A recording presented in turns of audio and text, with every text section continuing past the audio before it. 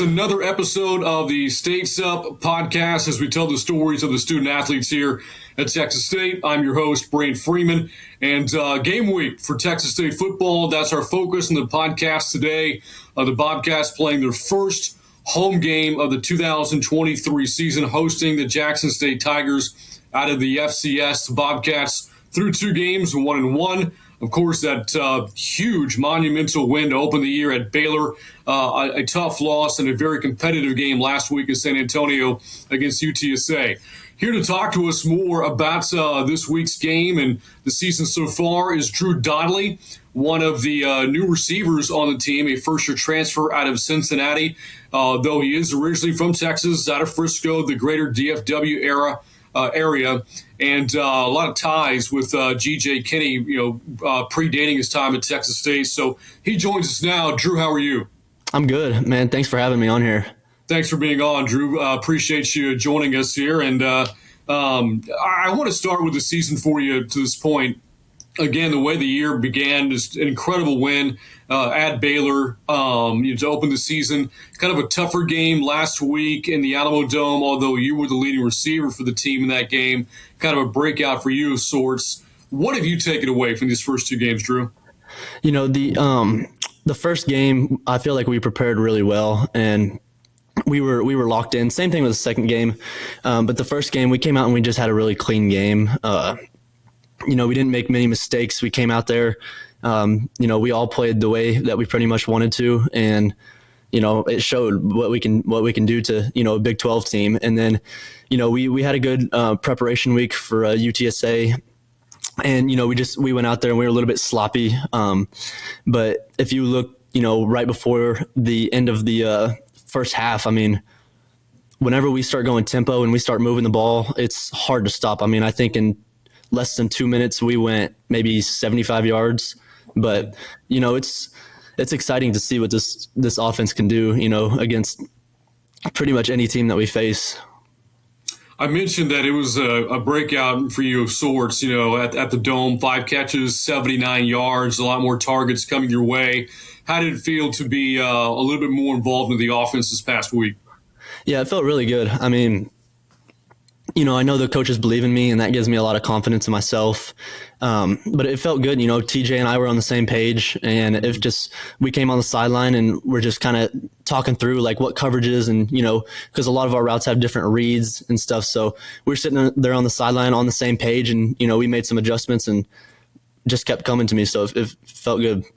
Drew, you mentioned all the different reads, with the offense. And, of course, Coach Kinne, the head coach, the OC, Mac Leftwich, were both the ones that were the architects of an offense last year, and Connor Word that led the country in scoring at the FCS level, more than 50 points per game. How intricate is the offense? How thick is the playbook? And what does it take to get up to speed with this style of offense? Honestly, for me, the offense was so easy to learn just because, the way that they run it, I've never had an offensive coordinator on the field. Every school, even high school and Cincinnati, our offense coordinator's been in the press box. They got to call the play call down to the signaler. They got to signal it in. And so I'm able to look at Coach Leftwich on the sideline, see the play, and then TJ will signal it out to me.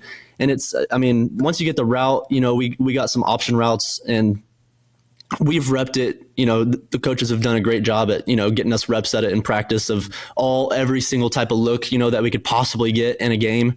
So once we get in the game, they make it harder in practice than it is in the game. Once we get in the game, it's like, man, this is slowed down. This is easy. If they split, I take the middle, if they play cover one, I bend it in. It's easier in the games because of the preparation we have with the coaches. When I first brought you on, I mentioned your ties to Coach Kinne going, they predating the time the two of you have now at Texas State, predates your time at Cincinnati. He recruited you to Hawaii when he was an assistant, over there with the Warriors. So tell me a little bit more about your relationship with Coach Kinne and how far back the two of you do go. Yeah, so he, after my junior year, I remember I was in Oklahoma, I think, for a track meet or something, and he called me. And it was super late my time because he was in Hawaii, and he was like, man, he was my first offer. He gave me an offer. He was like, man, I can't believe other schools are recruiting you. He was like, we'd love to have you. And he just built a relationship with me, and I really liked that because, the recruiting world, it can get, people can promise you certain things and it doesn't happen. But, he built a really good relationship with me. And then I ended up committing to Ole Miss, decommitting because I hurt my knee. Committing to Cincinnati, and long story short, coaches left, went to Wisconsin, and I entered the portal, and he was one of my first guys that called me and was like, hey man, we're building something special here. We'd love for you to come. And I was like, I didn't even really talk to other schools. Once he called me, I was like, yeah, I'm going to go play for him. Mm-hmm. I want to get into a conversation about your dad more in depth here in a moment, about his time in the NFL. In college, he was a star at Ohio State.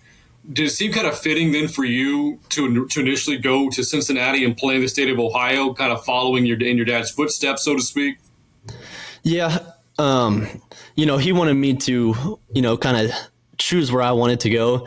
But that was a big thing for me is, it's kind of cool. My dad was born in Ohio. Came to Texas to play in the NFL. I'm from Texas, went to Ohio to play football, but it was cool because all his family, some of his sisters and his parents live up in Ohio, up in Cambridge near Columbus. So it was cool to be able to kind of go away from home, but still have a home to go to. Mm-hmm.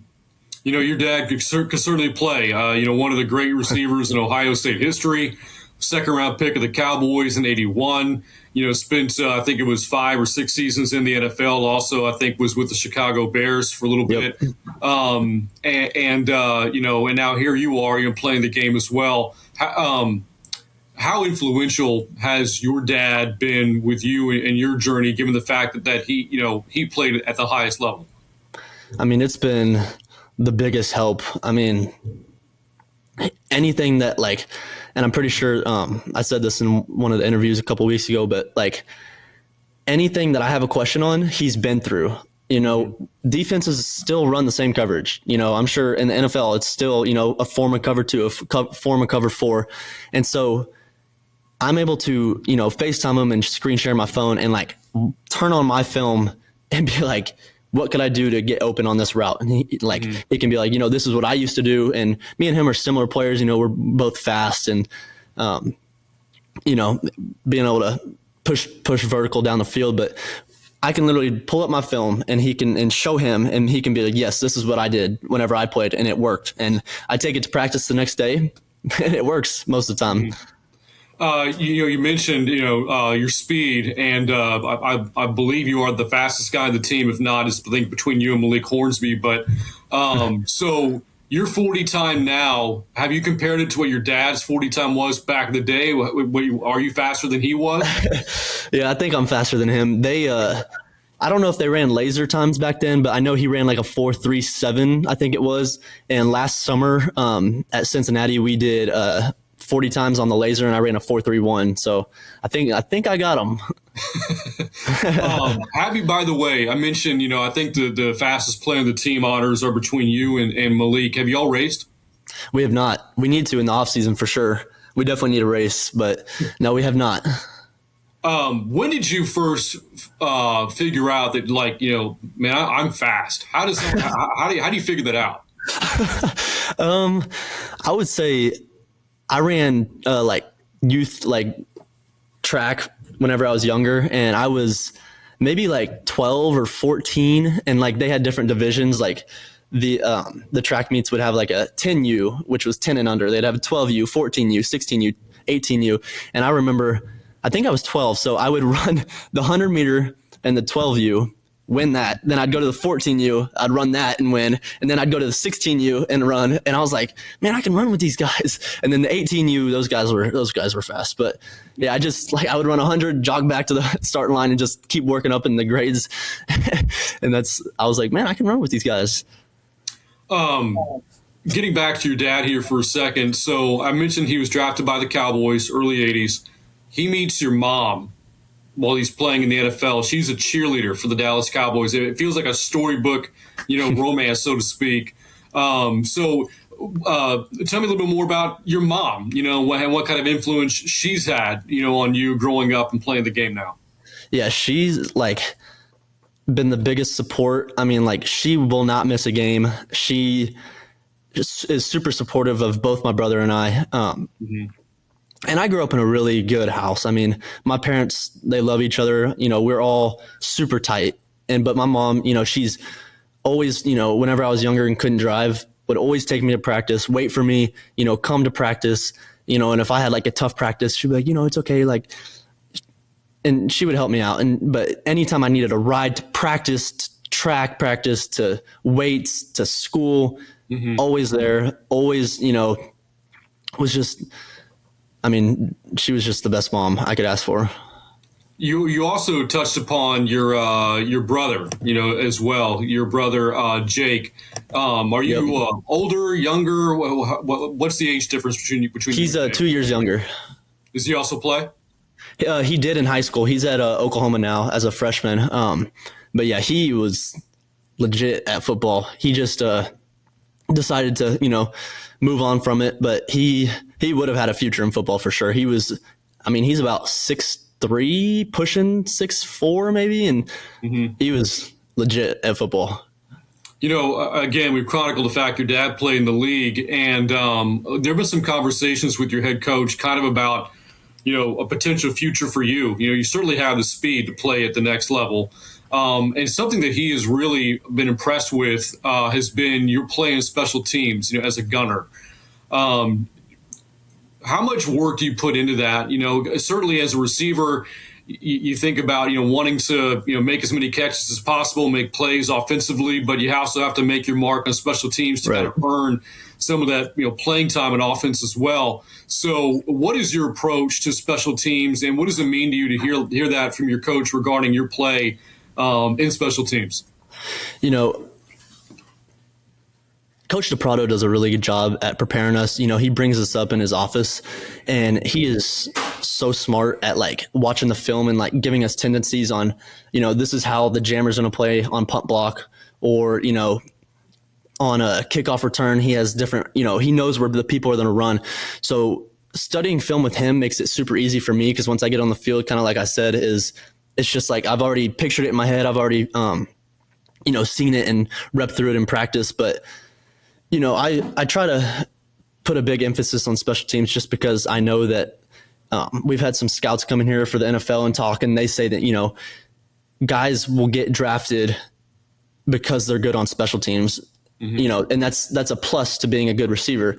And so, I try to every week be able to go and make plays on special team. That's was my role at Cincinnati for a while whenever I was a little bit younger.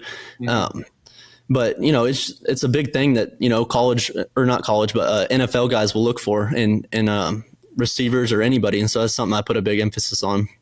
Do I take it that you aspire to play in the NFL one day? Oh, I'd love to play in the NFL. That would be my biggest dream. So, who knows how much longer you'll play the game. You're beyond your career at Texas State and perhaps in the NFL. But whenever you hang up the cleats, if that's, 2 years from now or 15, whatever the case may be, what are your plans post-football? Obviously you're working in education here at Texas State. What are you getting your degree in, and what is it you like to pursue once your playing days are done? Yeah, so that's something that's big for me. Is I want to, be able to prepare for the future, because it's easy to get so tunnel vision on football and just, think that this is going to last forever and this is how I'm going to retire and I'm going to be retired when I'm 30. But, so I want to be able to prepare for, after football, and, most importantly, I want to have a family. But my degree is in like business and marketing. So I want to get into real estate. I want to sell, possibly, be a real estate agent for possibly ranches or homes or, anything within real estate. And then my dad owns a insurance company. So, being able to work on my own for 10 to 15 years and then maybe take over his insurance company as a thing whenever I'm a little bit older, that's kind of what I'm looking to do. You mentioned the insurance company, and I heard about this, and it is hole-in-one insurance. And when I first heard that, I thought it was just an attractive name to get golf fans to sign up for the insurance. But no, it's actually insurance for golf courses that run hole-in-one promotions. Hit a hole in one, on the 16th, and win a free car or win $10,000 or whatever. And those courses can't actually afford that. They pay it out, but the insurance company then reimburses them, and they pay a monthly premium to make that all work. And your dad's the one heading that up. Where did he come up with this idea? It's brilliant, by the way. Yeah, it's literally like he gets to be involved with sports and cars, and it's a cool thing. But he went and worked in Atlanta for a company that did it and kind of learned how to do it. And he was I'm pretty sure he was the president at that company. And we were getting raised, and he was in Atlanta, and so he was like, I'm gonna come home, and start it my own. So he hired some people and started. He's been doing it for over 20 years, 25 years maybe, and he just was like, man, this is fun. So let's take things back a little bit to the season for you. You talked about the first two games, and both games had massive crowds. Baylor over 40,000. You had close to 50 in the Dome. Against UTSA in San Antonio. What have the environments been like? I know that it's those kind of environments that make college football special when you get to play in front of 40, 50,000 people. As a player experiencing that, what is it like? It's so much fun. And like the Baylor game, like it was so much fun just because you come out there and there's no better feeling than just hearing, you're at another team's home stadium and just hearing the crowd silence because y'all are doing good. And like, you can talk to your teammates in the tone I'm talking, to you right now, and being able to silence the crowd is awesome. And UTSA was pretty cool. But, once, like when I'm sitting on the sideline, whenever the defense is out there, like I can hear the crowd. But once I get in the game, I don't even hear the crowd. And also the Texas State, there were so many Texas State fans at the UTSA game that whenever I caught that ball on the sideline and people started cheering, and I thought that maybe they hit me out of bounds. I thought it was all the UTSA fans. It was the Texas State fans. And I was like, oh my gosh, there's a lot of Texas State fans here in UTSA, which was really cool. The Bobcat fans have really turned out in these first games on the road. Bobcat Nation, going north in 35 to Waco, south in 35 to San Antonio. This Saturday, they get to stay home because, you're playing your home opener at Bobcat Stadium for the first time. So having, been on the road the first 2 weeks, how much you're looking forward to finally playing a home game now? I can't wait. This will be my first time, obviously playing in Bobcat Stadium, but I can't wait. I mean, I was sitting in class yesterday, and my teacher was like, who's all going to the football game? And a whole bunch of students were raising their hands. So I'm excited. I think there's going to be a good show out, and it's going to be really fun. I'm excited. So again, Drew Donley, our guest, we've talked a lot about kind of his journey to Texas State from Frisco to Cincinnati. Here's a Bobcat now, his relationship with GJ Kinne going back to his time at Hawaii, his NFL dad, his Cowboy cheerleader mom, his brother Jake, and everything in between. Drew, it's been great getting a chance to visit with you. Once again, welcome to San Marcos and Texas State. Glad to have you here, and best of luck this Saturday against Jackson State. Thank you, sir. Yeah, I appreciate you having me on here. You got it. Well, that again, Drew Donley, our guest. That's going to wrap up this week's States Up podcast. For Drew Donley, I'm Brant Freeman, reminding you to keep your States up, and we'll see you next time.